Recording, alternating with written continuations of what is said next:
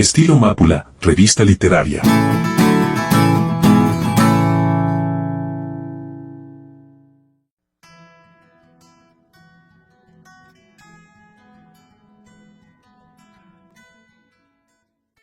Estamos en Frecuencia Mercurio, en la sección Estilo Mápula, y tenemos un invitado que es muy estimado para nuestra revista, por supuesto que fue colaborador. Aquí escribimos un libro completo, publicamos un libro completo de sus crónicas, el maestro Raúl Sánchez Trillo. ¿Cómo está, compadre? Muy bien, buenos días, muchas gracias por la invitación. Buenos días, Marta. Buenos días. Sí, se me olvidó mencionar nuestra directora, Marta Cecilia Soto, productora de Frecuencia Mercurio. Raúl Sánchez Trillo es uno de los más entretenidos y brillantes narradores de historias que yo he conocido. Yo lo admiro mucho en su manera de contar historias, tanto en la conversación como en los textos que ha publicado. Él es digamos, si tuviera que nombrar a los 5 narradores que más admiro yo, mexicanos, tendría que estar en ese número Raúl Sánchez Trillo. Pero no solo eso, o sea, claro que este es un espacio de literatura. No solo eso, sino también es un fotógrafo. Ha hecho 2 exposiciones individuales de sus fotos con un estilo novedoso. Bueno, en aquel entonces era novedoso cuando lo trajo a Chihuahua. La onda de producir las fotos que antes algunos los producían, por ejemplo, con óleos o con acuarelas, y él empezó a producirlas con la computadora, y eso es una novedad que trajo a Chihuahua, entre muchas cosas que ha sido su legado cultural. Un legado cultural de alguien que ha sido el director de la Facultad de Bellas Artes anterior, y bajo su periodo se convirtió en Facultad de Artes. Él hizo todo, incluso el diseño del logotipo de la Facultad de Artes. También ha sido un gran promotor cultural y un escritor que aunque ha publicado pocos libros, ha sido de los que más han producido páginas escritas. En un tiempo fue articulista del Heraldo durante 2 años o algo así. Después se publicó una sección de relatos en el periódico La Calle. Es un semanario que duró 2 años, que dirigía la sección cultural Rubén Mejía. Antes fundamos todos en nuestro grupo literario una sección que se llamaba El Texto Breve, que nos publicaba en el Heraldo. En aquel entonces el director del Heraldo, que era José Luis Muñoz. Y después tuvo otra columna en la mejor revista que ha habido en el estado de Chihuahua, que es la revista Azar, dirigida por Rubén Mejía. Y bueno, ya para dejarle la voz a nuestro invitado, voy a omitir, digamos, el otro 75% de su currículum. Hombre, pues, muchas gracias, compadre, por esas porras. Yo siempre, pues, he contado con ese ánimo, ¿no?, que inyectas a todo el mundo, ¿verdad? Y yo me siento privilegiado, ¿verdad?, por la cercanía que hemos tenido, y que muchas veces tus elogios, por decirle de alguna manera, me hicieron continuar escribiendo, que yo en un principio pensaba pues que eran cosas que no valían mucho la pena, ¿no?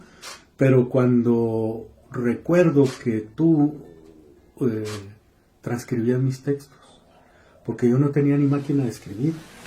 En aquellos primeros años, yo escribía con lápiz en un bloc amarillo, y luego iba con Jesús con las hojas, y él me lo pasaba a máquina, y de ahí me iba en camión al Heraldo a entregar mi colaboración, ¿no? Entonces, cuando Jesús me estaba transcribiendo, me estaba corrigiendo, me estaba comentando, ¿eh? Y pues yo salía más animado. Era todo un evangelista, el maestro Chávez Marín. Sí, de esos que se ponían en Santo Domingo, en los arcos, ¿no? A escribir cartas a la gente. Me gustó hacer ese oficio, me dio un evangelista ahí en el Parque Lerdo. Lástima que se desapareció. Sí, uno de los ya. muchos oficios que desaparecieron con la nueva cultura. No, y pues que hay menos analfabetismo. Bueno, Sí, hay menos. aparentemente, ¿no? Sí. Entonces, No, definitivamente sí, claro. ese oficio era porque mucha gente no sabía escribir, iban y le dictaban al evangelista que les hacía sus cartas, ¿no? Y por supuesto pues, Me encanta, así como a José Emilio Pacheco le puso en su currículum, fui el mecanógrafo de Juan José Arreola, ahora tengo que poner en mi currículum, fui el evangelista de Raúl Sánchez Trillo. Muy bien. Y bueno, pues así nos iniciamos en... Bueno, ha sido mutuo porque tú y yo hemos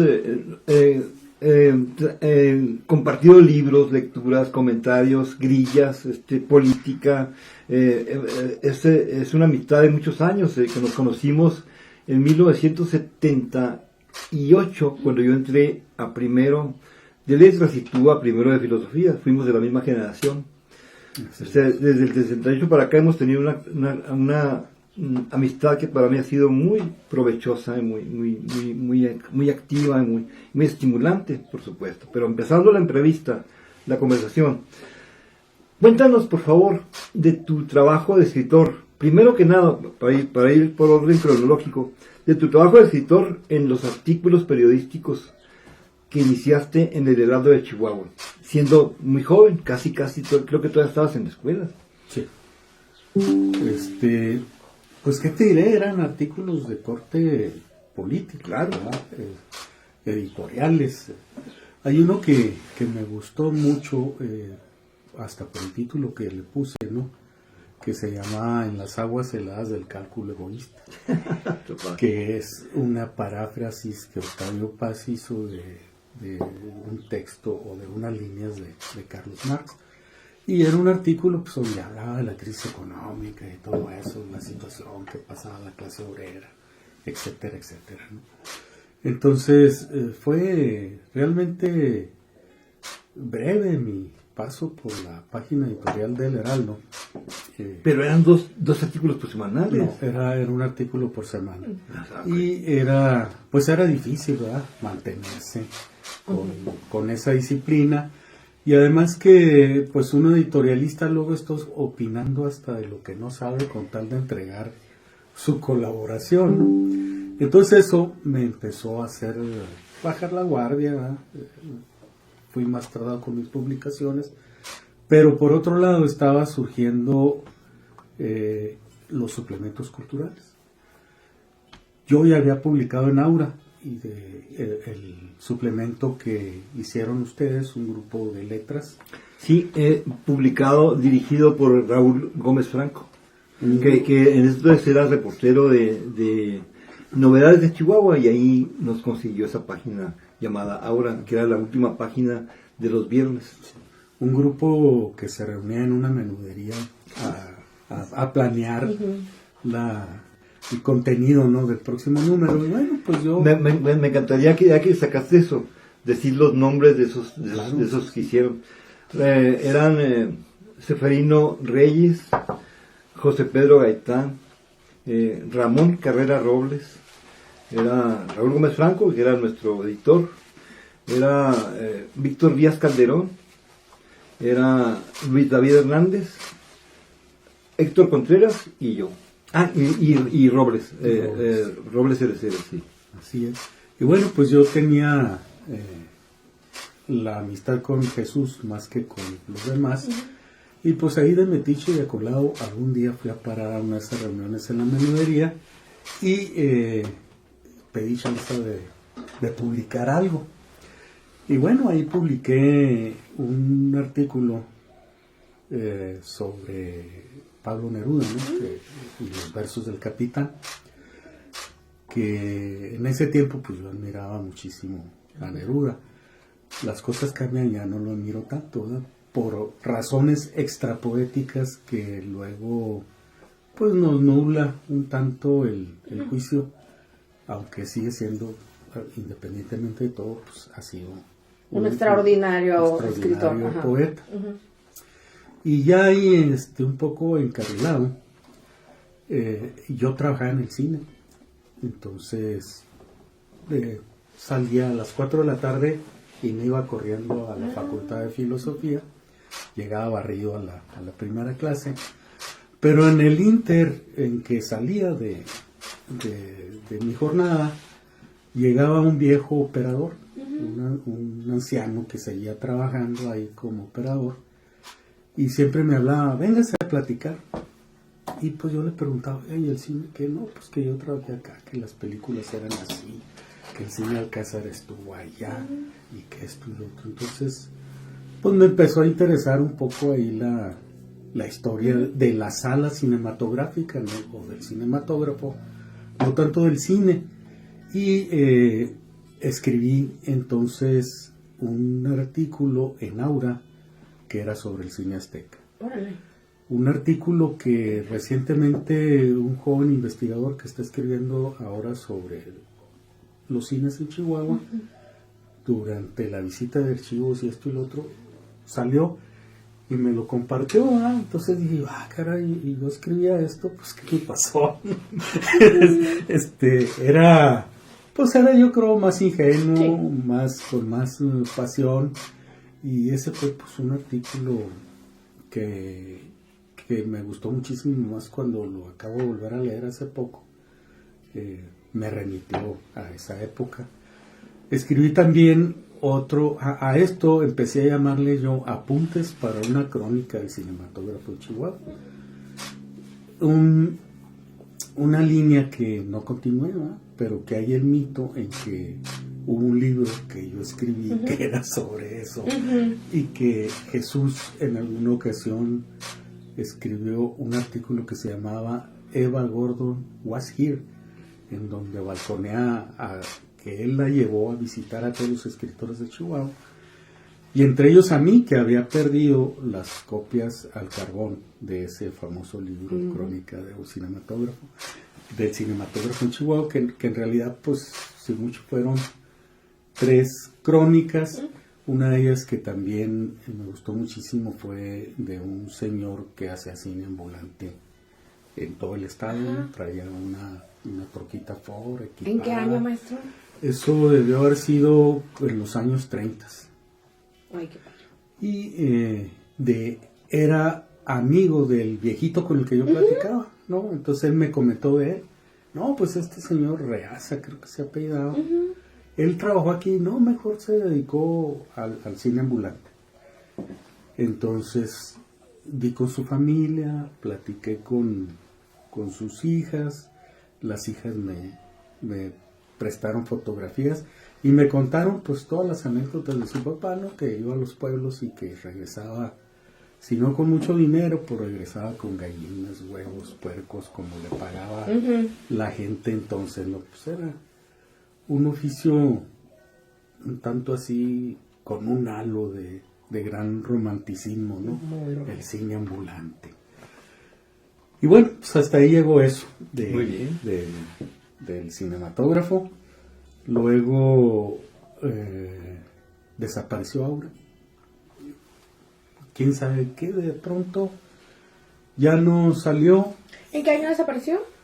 Eso debe haber sido como en los 80 ya, ¿no? Pues creo que vino como una revolución. Desapareció el periódico. Desaparecieron Novedades de Chihuahua. Novedades, ajá. Creo que en 1990 desapareció, o a finales de los 80. Sí. Pero antes desapareció Aura. Sí, antes desapareció Aura porque ese Aura, el grueso del grupo ese que ahorita mencioné, eran una generación de letras españolas, que era la generación de Luis David Hernández, más o menos, que nos adoptaron a 2 viejos, o sea, que éramos José Pedro Gaitán y yo, éramos...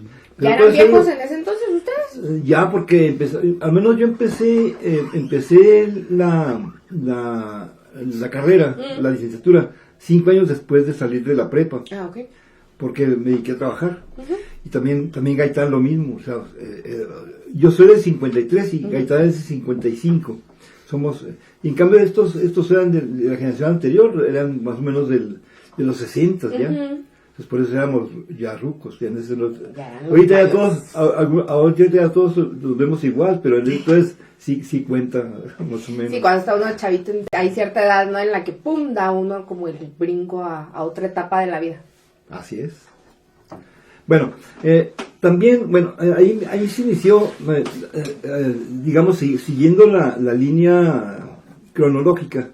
Lo siguiente que se vio de ti antes de la revista Azar, incluso antes de la revista Azar, fue una columna muy divertida que tú tenías en el semanario La Calle. La Calle era un semanario político, fundamentalmente político dirigido, el dueño era Jaime García Chávez, y él nos invitó a que hiciéramos en las páginas centrales una sección cultural que dirigió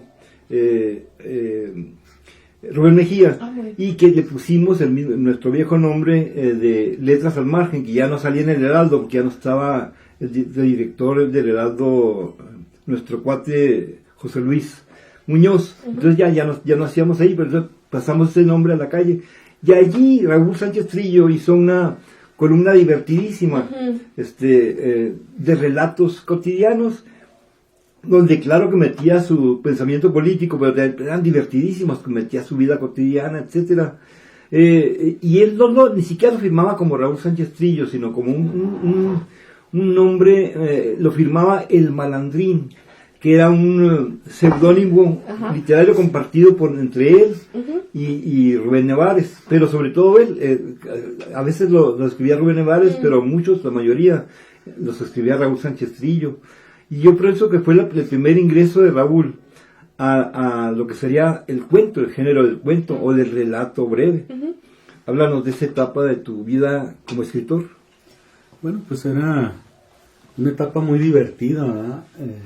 Hasta el seudónimo que quise escoger.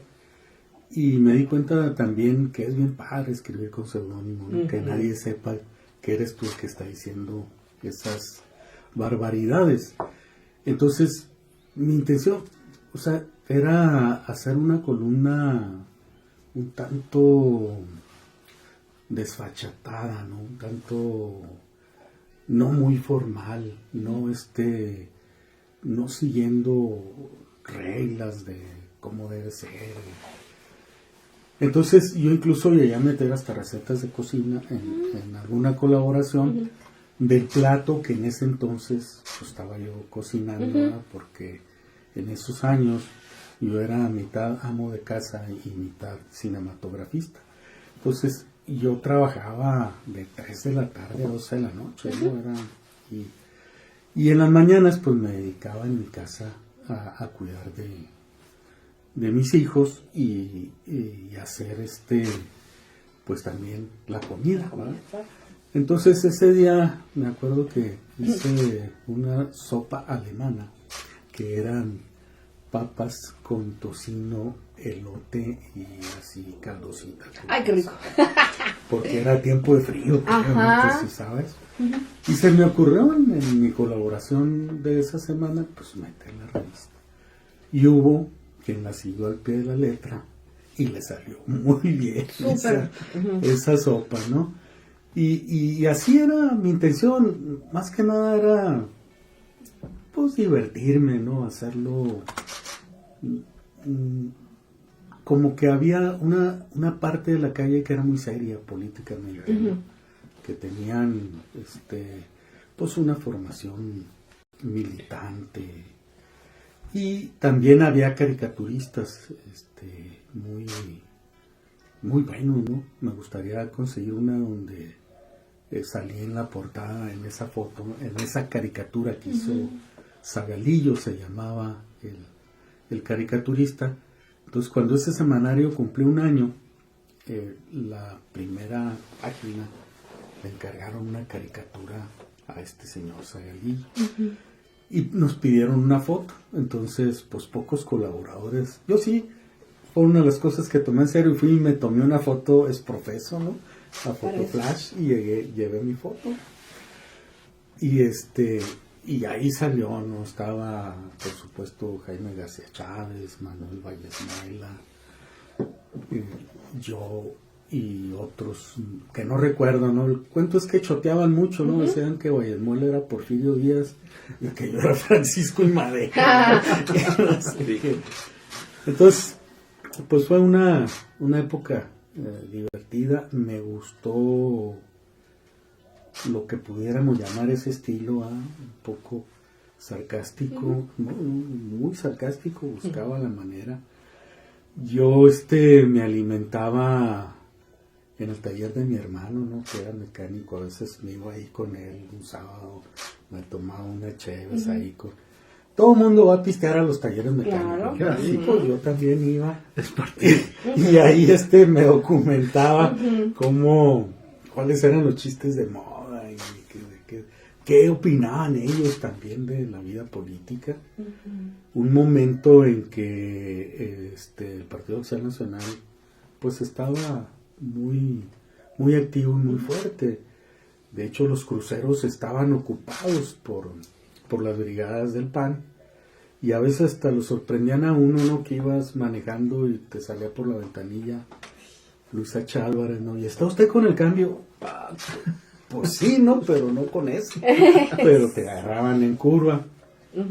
Entonces escribí ahí en la calle un artículo que se llamaba ¿Por qué me volví peatón? ¿Por qué preferí dejar de manejar para no estarme topando con esos personajes, ¿no? Que empezaba diciendo que antes los votantes eran los que tenían propiedades, ¿no? Y que ahora en ese tiempo pues eran los años 90, ¿no? Pues, fines de los 80, ¿no? Que el votante era el que tenía carro.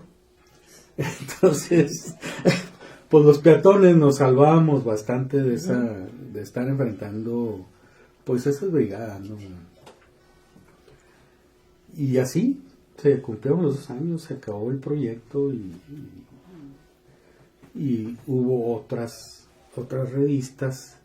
Recuerdo Cuadernos del Norte que imprimió Víctor Orozco, y ahí hasta me arriesgué yo a escribir poesía, ¿no? Publiqué un par de poemas ahí que ojalá nunca vuelvan, nadie los encuentre. Están en los archivos. Están en los archivos. Todos estamos como dijo José Emilio Pacheco, todos estamos en la fosa común del periodismo. Y de ahí no hubo entendimiento entre Rubén Mejía y Víctor, que de alguna manera por Rubén comandaba, ¿no? a este grupo que habíamos confluido en su consultorio de psicología. Por eso clínica, le decíamos, ¿no? por eso le decíamos y le seguimos diciendo el jefe Mejía. El jefe me dijo, mire. Jefecito. Entonces confluíamos ahí, íbamos a buscarlo y salió. Es psicólogo de profesión. De carrera, sí. Pues de carrera es que... Es psicólogo. Psicólogo. Pero es que siempre ha seguido con Sí, pacientes. ha seguido su Siempre práctica ha tenido- clínica, no, pues. No, o sea, como psicólogo siempre ha seguido ejerciendo, siempre ha tenido pacientes hasta no la tenía fecha. idea. Siempre consulta gente, Qué interesante. nunca ha dejado de ser psicólogo. Y sin embargo es pues, nuestro líder realmente. Sí, claro. Y aparte sigue siendo como una figura, pues no sé si central, pero sí es referencia editorial. Bueno, eso ya es por la edad. Nucleaba, no sé por qué era, pero yo me acuerdo que iba y me sentaba allá afuera de su consultorio, en el pasillo de espera, un consultorio que compartía con otros, y en la puerta él decía psicología clínica. Y yo sé, pues, ¿qué estoy haciendo aquí? El caso es que a él, pues yo lo había conocido en la librería Humanitas en los tiempos de Aura, ¿no? En realidad yo ahí los conocía, los dos Rubénes, y se emocionaban con Aura. Y cuando desapareció, pues, ¿qué pasó? No, pues ya desapareció, ¿no? Entonces, ellos como que tenían intención de hacer otra cosa. Y ahí en su consultorio, pues se fraguó letras al margen y después prólogos, y luego ellos habían tenido bajo su cargo en la última etapa la revista Palabras sin Arrugas, que también, pues yo pienso que esa revista murió más por inanición, ¿no? Que llega un momento en que no hay colaboradores, suele suceder con algunas publicaciones, y que era, pues la producción costaba, ¿no? Sí. Entonces, ya con los periódicos, pues no costaba nada, No. más que editar los artículos, y él empezó a nuclear a un grupo muy grande, ¿no? Me acaba de caer el 20 de que glosar la trayectoria literaria como escritor de Raúl Sánchez Trillo se ha estado simultáneamente contando la historia de lo que es nuestro grupo literario, del grupo literario que inició en Chihuahua, en la ciudad de Chihuahua, lo que es la literatura moderna. O sea, ya lo dijo, inició con Palabras sin arrugas, siguió con Aura, después con Letras al margen, Letras al margen y luego Aura, y luego después vamos ahorita en Prólogos. En Prólogos, háblanos de la etapa de Prólogos, la etapa tuya en Prólogos. Pues, en realidad yo ahí sí colaboré poco. Prólogos, pues había colaboradores muy sólidos, ¿no? Había traducciones, artículos de fondo bastante fuertes. Y luego hubo un momento en que los grupos tuvieron secciones. Entonces, el grupo feminista tenía una sección en Prólogos y entregaban un artículo ellos. Había otro grupo de los arquitectos, ¿no? Donde estaba Gastón Forzal, Carlos Carrera, que escribían sobre arquitectura, y fotógrafos como Remigio Córdoba y Elías Solín, Gabriel Ortiz, dibujantes como Felipe Alcántar, ¿no? El mismo Fermín Gutiérrez fue. ¿Cesati no estaba ahí? Cesati, no, fíjate, como que en ese momento estaban en la universidad, Cesati y Víctor Hernández, que eran pues la parte dinámica del departamento editorial, y que se echaron a cuestas publicar la revista Síntesis, ¿no? Ellos hicieron el primer número y varios más, y Cesati era el diseñador y el ilustrador ahí. No recuerdo dibujos de Cesati en Prólogos. Entonces, pues yo colaboré poco ahí. En ese momento yo estaba entretenido con los anarquistas, y entre ellos pues Ricardo Flores Magón. Ahí recuerdo que escribí un artículo sobre Flores Magón en donde hacía la crónica de el cuerpo. Cuando murió Ricardo Flores Magón, pues se hizo un tren funerario y recorrió todo el país, y llegó a Chihuahua, ¿no? Y estuvo expuesto en el Teatro de los Héroes, y pues escribía yo sobre eso, y aparte sobre esta corriente de la Revolución Mexicana, ¿no? Sobre su actividad en Estados Unidos y en la Revolución y la ideología que ellos tenían. Había pasado que ya se veía una crisis en el socialismo. En 1978, pues yo estaba en Filosofía y Letras, y ahí tuve debates con maestros, ¿no? Ferrogay, con Rico Bono, con Enrique Payares, que cuestionaban mucho al marxismo, ¿no? Yo me asumía como marxista entonces, aparte de eso, pues se veía cierta crisis en el movimiento, en el mundo socialista, entre comillas, y uno mismo también pues estaba atravesando por una crisis personal, existencial, ¿no? Entonces, producto de eso, pues fue una ruptura con todo mi pasado, donde me había asumido como marxista y como militante y como etcétera, y además discutía con otro compañero, con Gabriel Borunda, que éramos pertenecíamos a la misma organización. Sí. Se llamaba Célula Comunista Antonio Gramsci. Sí, y y eran debates que ya después digo yo, caray, estábamos en la posmodernidad y no sabíamos nosotros, pero sin embargo lo que nosotros pensábamos formaba parte de esa corriente europea, ¿verdad? Que en filosofía no había tenido eco, al menos yo no, ni la habían yo no supe, vislumbrado. ¿verdad?, que el posmodernismo hubiera tenido eco ahí. Ahí todos andaban con los griegos. Sí. Entonces las críticas y los debates que teníamos Borunda y yo iban en ese sentido, ¿no?, en el fin de una narrativa. Yo me acuerdo que le decía, oye maestro, pues es que el marxismo es una ideología, se toma como una ideología, pero Marx dice que la ideología es una falsa conciencia de la realidad.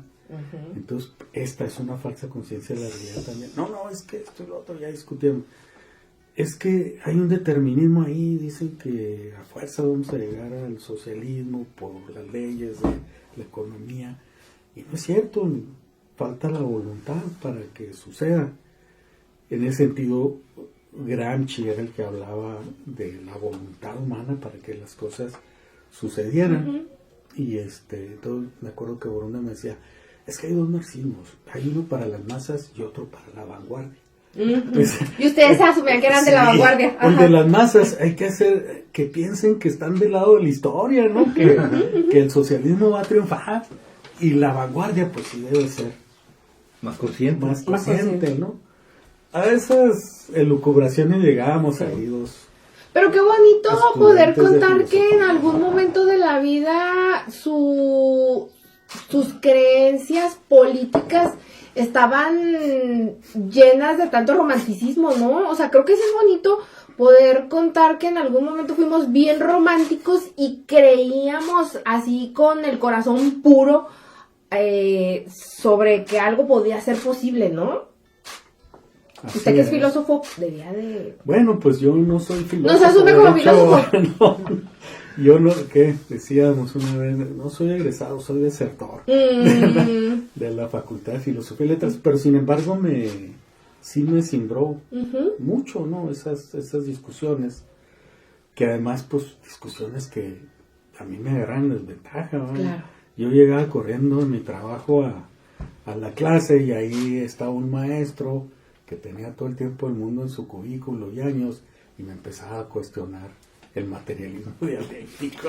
Entonces, Cuando usted estaba trabaje, ¿no? Para poder sacar. Fui sparring en esas clases, ¿no? Pero bueno, pues el sparring también a veces respondía a algo, ¿no? Eso me llevó a mí a una corriente del socialismo que estaba un tanto proscrita, que es el anarquismo. Y decía uno, no nomás era Flores Magón, ¿no? Había una corriente crítica del marxismo histórica, en donde las dos posturas, los dos socialismos, el autoritario y el libertario, se habían enfrentado en internacional en dos personalidades, ¿no? Carlos Marx y Miguel Bakunin. Entonces, de ahí surgió mi columna en la revista Azar, que se llamaba Notas Anárquicas. Y mi primera nota que escribí ahí era sobre los socialistas utópicos, sobre Owen, que se había planteado construir una utopía en Baja California, ¿no? En Ensenada, y que también había pasado por Chihuahua, ¿no?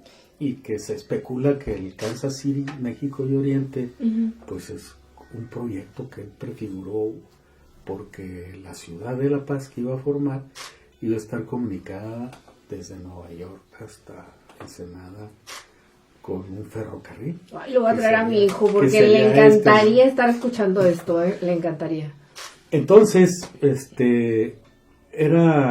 un tema, el de los socialistas utópicos, también muy padre, ¿no?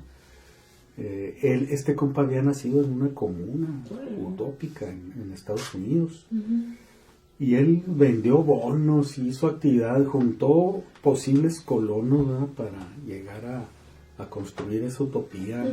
Tenían planos de cómo iban a hacer las casas, las plazas, los teatros, o sea, una construcción utópica, pues ¿Y eso se llegó a publicar en algún lugar? Hay retazos que yo tomé para publicar ese ese artículo en azar que se llamaba Reportes sobre la utopía de la ciudad de La Paz, que me lo han reproducido en otros. De pronto entro a internet y pongo y aparece que... ¿Y te dan tu crédito? Sí, Ok. no, lo publican con mi nombre, Con ¿no? Se sí. publicó en Sinaloa. Ahí pues hay un libro, ya no me acuerdo quién lo publicó, donde hablan de estos utópicos en México. Ujú. Otro de ellos le pedía a Santana tierras en Texas, porque pues todo estaba ya vacío, ¿no? Ujú. Entonces pues, era muy interesante eso. Y mi siguiente colaboración... A ver, espérame. ujú, Tiempo. ¿Qué suceso marcó esa ruptura del sanchestrillo anárquico? Porque yo creo que sí creía usted mucho en la anarquía, ¿no? Por lo que nos cuenta.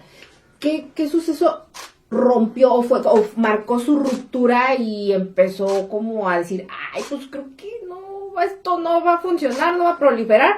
Entonces voy cambiando. Supongo yo que no ha cambiado mucho su forma de pensar.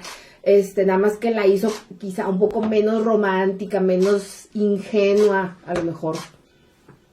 fue la invasión de China a Vietnam. Estábamos en filosofía y letras, ¿verdad? Vietnam, pues ese pueblo había derrotado a todos los imperialismos, ¿no? A los japoneses, a los franceses, a los norteamericanos.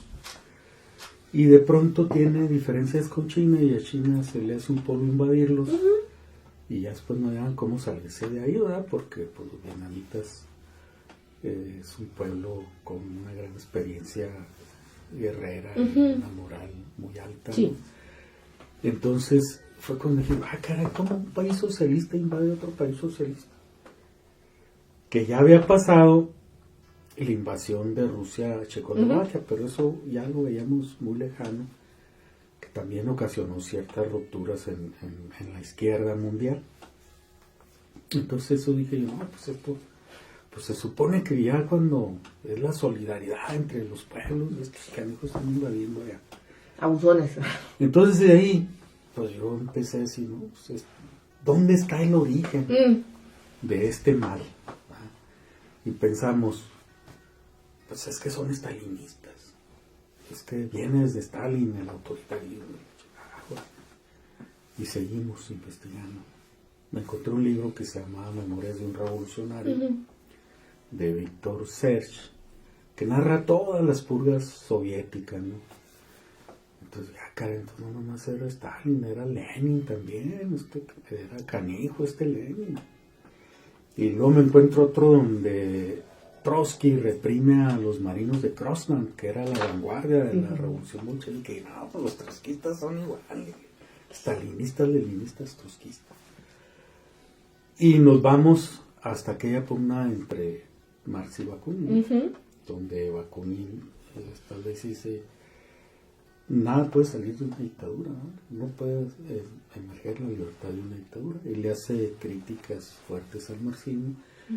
Y quedan esas dos corrientes. Yo no digo que vayan a ser... Finalmente, en el fondo está la condición humana, ¿no? Que pensemos como pensemos, las cosas se tergiversan y las utopías, pues no.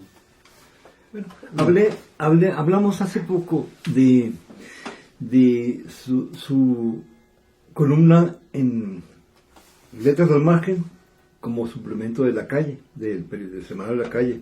Ahora vamos a pasar, usted ya dio algún salto, ya pasó y hablamos también de su participación en Prólogos, donde ahí cambió de tema hacia notas anárquicas. Y ahora vamos a lo que considero la columna más madura que ha tenido hasta ahorita, que es su columna excelente, maravillosa, divertidísima en la revista Azar de Rubén Mejía.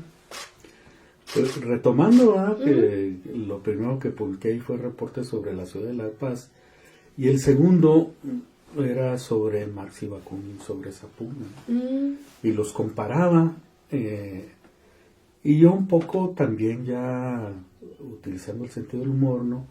Una de las comparaciones que hacía era que se decía que Carlos Marx en sus ratos libres había escrito un libro de cálculo integral diferencial, ¿no?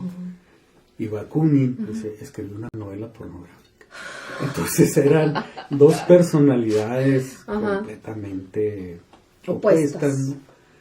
Y ahí pues me metía en esa pugna y sacaba datos biográficos de los dos personajes, poniendo a Marx como en realidad un conservador y a Bakunin un revolucionario disruptivo, ¿no? Otro de las anécdotas que contaba ahí es que Federico Engels tenía amoríos, o sea, había mucho chivo, sí, claro, con una obrera. Entonces, él, que era hijo de un industrial inglés, ¿no? Y que había escrito un ensayo sobre la situación de la clase obrera en Inglaterra. Entonces, él tenía un amante que era una obrera. Ahora que está tan de moda la bioficción, recuerdo que tanto en El Malandrín, o sea, su columna en La Calle, como en su columna en Azar, usted también ingresa mucho a lo que sería la bioficción. Usted habla mucho de su vida cotidiana también y también con ese sentido del humor que nada más usted tiene. Ese sentido del humor entre crítico, entre cariñoso, ¿por qué no decirlo? Con los demás, con los demás seres humanos. Y también con un escepticismo pues que se trasluce completamente en toda su literatura. Sí, lo que pasa es que después decía, no puede ser la columna, porque aunque uno no quisiera, tendía a lo serio, ¿no? Por ejemplo, el reporte sobre la utopía en la paz es incluso hasta un artículo académico, ¿no? Porque trae las notas a pie, las citas y todo, ¿no? En las otras dije, no, ya esto chale, vámonos directo, ¿verdad? Inventando, ¿qué le hace? Entonces, de pronto surgieron algunas columnas donde yo abordaba dos temas a la vez. En un párrafo escribía uno y en el otro estaba abordando otro, ¿no? Y ahí sí había ficción. Un tanto es esta que me publicó Cárdenas, un poetazo que se llama Función 2x1, ¿no? Donde abordo aquello que había dejado inconcluso y que nunca volví a retomar, más que ahí. Un poco la historia de la sala cinematográfica en Chihuahua, con una historia en donde pues hay mucho de mi historia, ¿no? De tu biografía. De mi biografía, de una chica que estuvo conmigo en la primaria y que esto y lo otro, ¿no? Y pues fantasías ahí, ¿no? De cómo venía ella de una familia ya que odiaban al anarquismo, ¿no? Porque a su papá le había tocado, a su abuelo le había tocado estar en la represión a los obreros del 1 de mayo. Y ahí me voy metiendo fantasía, poquita fantasía, y expongo un poco ficción también. Aunque sé que te va a falta mucho por decir de tu producción como escritor, pues vamos ya nomás para despedirnos de Frecuencia Mercurio, a que nos hables de la historia completita de tu poetazo con Rafael Cárdenas, nuestro gran editor de la ciudad de Monterrey. Bueno, pues finalmente Cárdenas me quitó la ineditez. Hacía mucho que había platicado con él, que me dijo, oye, pues es que ya tengo ahí un texto de tus hijos y esto, y pues me gustaría tener a toda la familia. Sí, bueno. Y pues nunca concretamos nada, ¿no?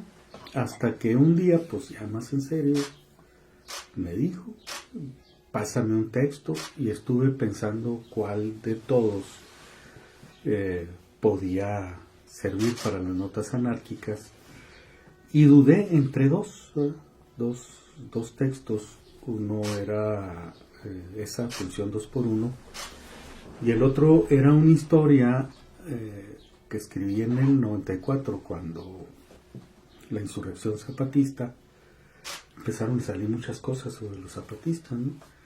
Entonces yo quería de alguna manera abordar eso en Azar, pero no quería ser también un propagandista de así descarnado.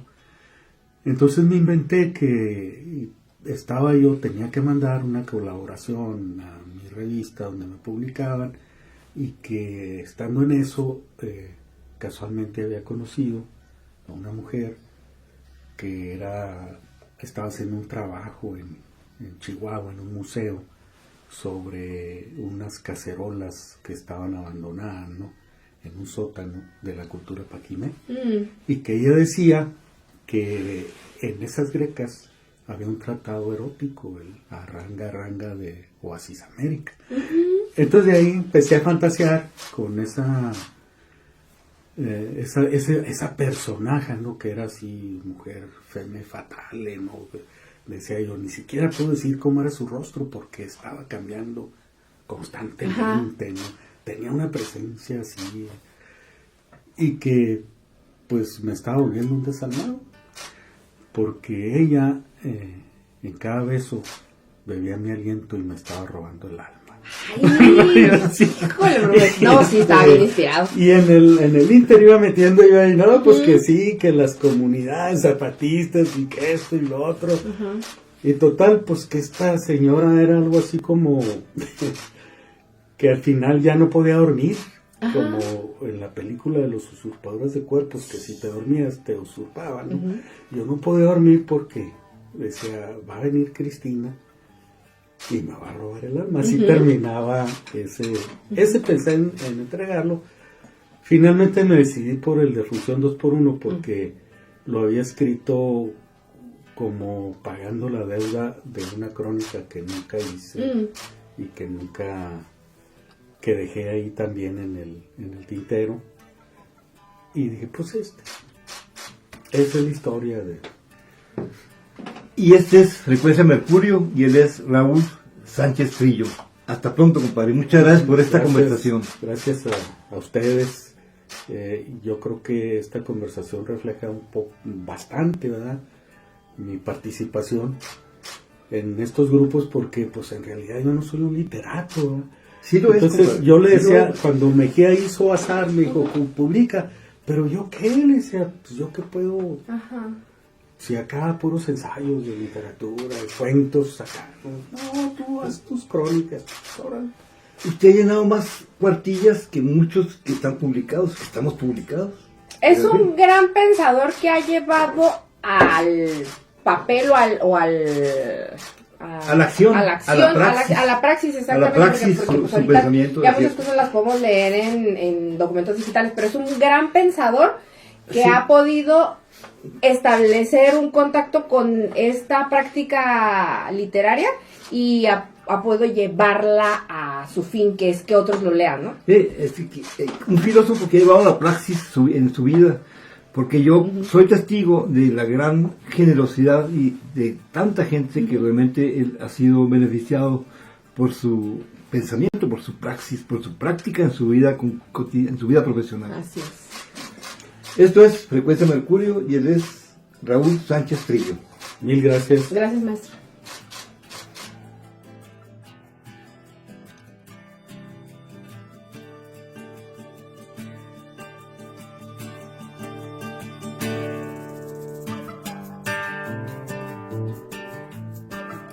Estilo Mápula es una revista literaria creada por Jesús Chávez Marín, con la producción y diseño de audio de Frecuencia Mercurio.